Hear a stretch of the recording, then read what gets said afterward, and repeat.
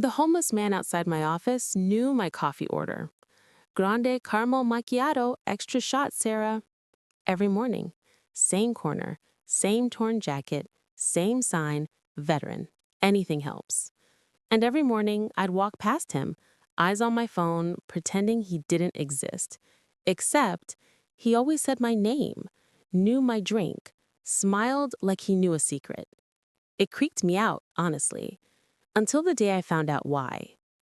I'm Sarah Chen, 32, marketing director at Pinnacle Digital, 180K salary, designer everything. And I was miserable. My boss, Richard, was a nightmare. Screamed at assistants, threw staplers, called me into his office daily to tell me I was lucky to have this job. But I stayed because the money was good, because quitting felt like failure, because I didn't know what else to do. The homeless man, everyone called him Mike, had been on that corner for 3 years. I'd worked at Pinnacle for 3 years. Coincidence? I thought so. Last Tuesday, everything changed. Richard called me into his office. Sarah, we're restructuring. Your position is being eliminated. 2-week severance. Clean out your desk. Just like that. 6 years of marketing experience. 3 years of abuse. Gone. I sat at my desk, numb. My assistant, Jamie, was crying. This is so unfair. You built half our clients. It's fine, I lied. I'll find something else. But I was terrified. Rent in Manhattan, student loans, my mother's medical bills. 2 weeks wouldn't cover anything. I walked outside in a daze. And there he was, Mike, on his corner. Tough day, Sarah. Actually stopped for the first time in 3 years. How do you know my name? He smiled. Sad, knowing. I know a lot of things, like how Richard just fired you, how you're scared, how you think 2 weeks of severance won't be enough. My blood went cold. Are you stalking me? No, I'm watching. There's a difference. Who the hell are you? Mike stood up, and for the first time, I really looked at him. Torn jacket, yes, but underneath, an expensive watch. Worn, but real. Rolex. I knew watches. My ex collected them. My name isn't Mike, he said. It's Michael Thornton. And 3 years ago, I was the CEO of Pinnacle Digital. I actually laughed. Hysterical. Sure, and I'm the Queen of England. Sarah, I founded Pinnacle in 1997, sold it in 2019 for $340 million, retired at 54, and 2 years later, my wife died. The smile was gone now, just pain. Cancer. 18 months. I watched her disappear, and when she was gone, I didn't know how to be alive anymore. I sat down, right there on the dirty sidewalk.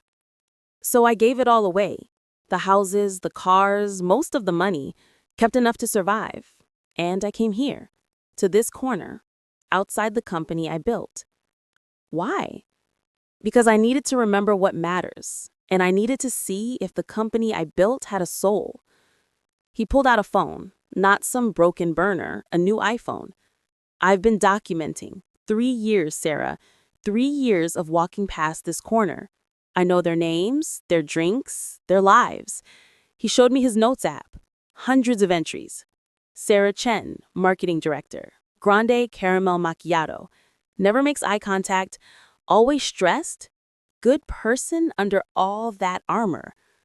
You've been taking notes on us? I've been seeing you. Really seeing. Because, Sarah, when you're invisible, you see everything. Richard fired you today. Michael continued. I heard him through the window, screaming about restructuring. Except there's no restructuring. I still have access to Pinnacle systems, consultancy clause in my sale agreement. Richard's cooking the books, firing good employees, hiring his friends, running my company into the ground. And nobody knows, because I'm just a homeless man on a corner, invisible. I couldn't process this. Why are you telling me? Because you stopped. 3 years, Sarah. 3 years of walking past me. And today, when your world fell apart, you finally stopped and saw me. So now, I'm going to show you something. He pulled out a tablet, logged into Pinnacle's financial system. Real numbers, real accounts, and they were devastating. Revenue reporting, internal versus reported. Actual Q3 revenue, $2.4 million. Reported to the board, $7.8 million. Difference, $5.4 million fabricated. Richard's been lying for 2 years, inflating numbers, hiding losses, your marketing clients. Half of them left. He's been billing the company for ghost contracts. Why haven't you said anything? Because I needed proof.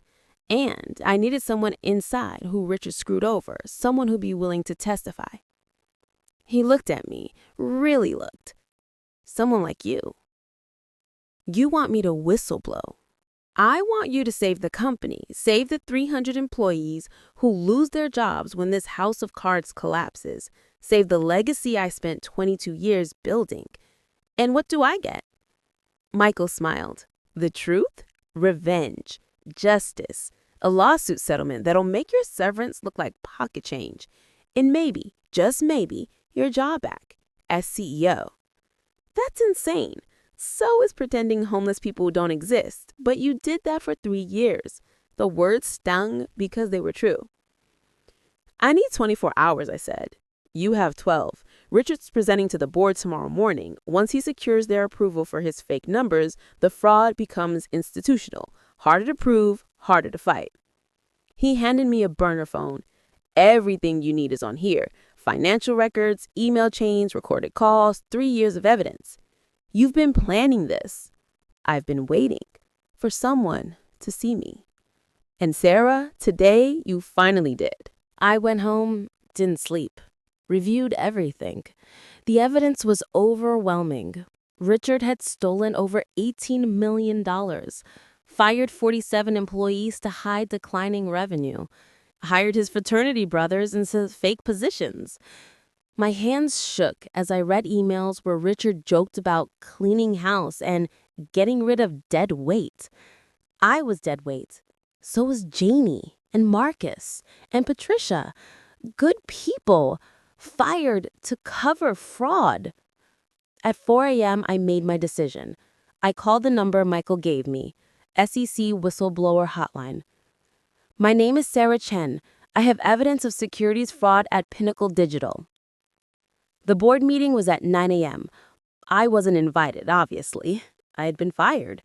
But Michael was there, not as a homeless man, in a suit, clean-shaven, looking exactly like the CEO photos still hanging in Pinnacle's lobby.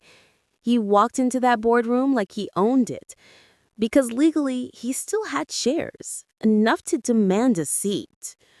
Richard's face went white. Michael, what are you doing here? I'm here to discuss your resignation, Richard. The board was confused. Michael, we thought you'd retired, moved to Florida. I did retire, but I've been watching. And Richard, you've been busy. He connected his laptop to the projector. Financial records, emails, recorded calls, 3 years of fraud displayed in high definition. You stolen $18 million from my company, fired 47 employees to hide your incompetence. And tomorrow morning, the SEC is executing a warrant for your arrest. Richard stood up. This is ridiculous. Michael's been homeless, living on the street. He's clearly mentally unstable. Homeless, yes. Unstable, no. In fact, sitting on that corner gave me perfect sightlines into your office. I've watched you, Richard. Recorded you. Documented everything. The board was silent. Michael continued. I played homeless to test something, to see if the company I built had retained any humanity, any compassion, any soul. In 3 years, 1,247 employees walked past me. You know how many stopped? How many acknowledged my existence? 12. out of 1,247, less than 1%. This company doesn't just have a fraud problem. It has a humanity problem. He looked at each board member. When did we become the kind of people who stepped over suffering, who ignore struggle, who value profit so much we forgot to value people? Then he played a video, security footage, me walking past him every day for 3 years, phone in hand, never looking. I watched myself be invisible to his invisibility. And then, yesterday, stopping, sitting, listening. Sarah Chen, Michael said, was fired yesterday for no reason except Richard needed a scapegoat. She was the 47th victim. But she was also the first person in 3 years to see me, to stop, to listen. That's the kind of person who should run this company, someone who can see people. The board voted unanimously. Richard was terminated immediately, escorted out by security. Michael declined the CEO position. I'm 57. I did my time. This company needs new blood. He looked at me, standing in the back of the boardroom. Sarah Chen, the board would like to offer you the position of CEO, Pinnacle Digital, effective immediately. $420,000 salary, full benefits, company car, and the opportunity to rebuild this place into what it was supposed to be. I couldn't speak, couldn't breathe. Why me? Because you stopped. And Sarah, in a world where everyone's walking past suffering, stopping is revolutionary.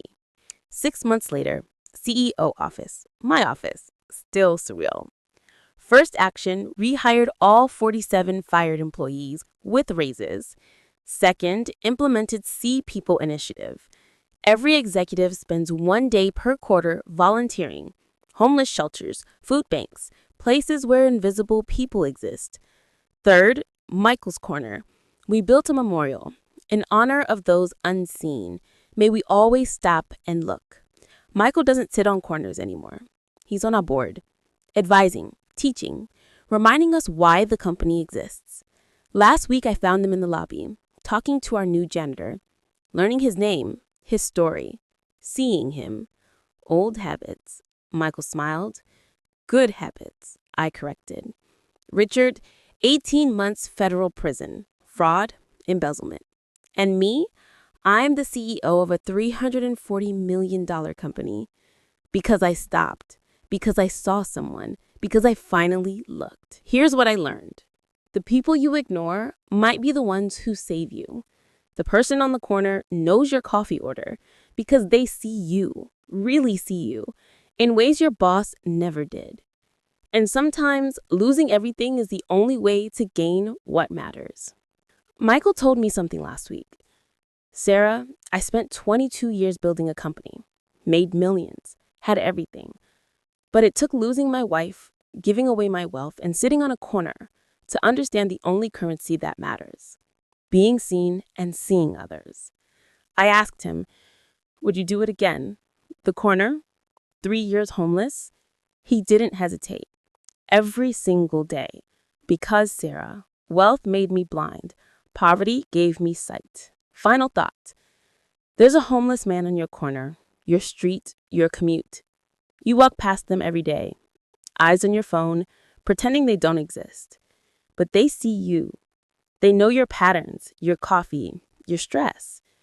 And maybe, just maybe, they're testing you too, seeing if you'll stop, if you'll look, if you'll remember that invisible doesn't mean worthless. I failed that test for 3 years. Don't be me. Stop, look, see. Everything changes when you do. The homeless man outside your office might be a CEO, or he might just be a human who needs to be seen. Either way, he deserves your eyes. Give them to him. Comment below, when did you realize you were blind? Share this with 3 people. Subscribe, because dignity isn't about wealth. It's about sight. The person you're ignoring right now might be the one who changes your life. See them. Please, just see them.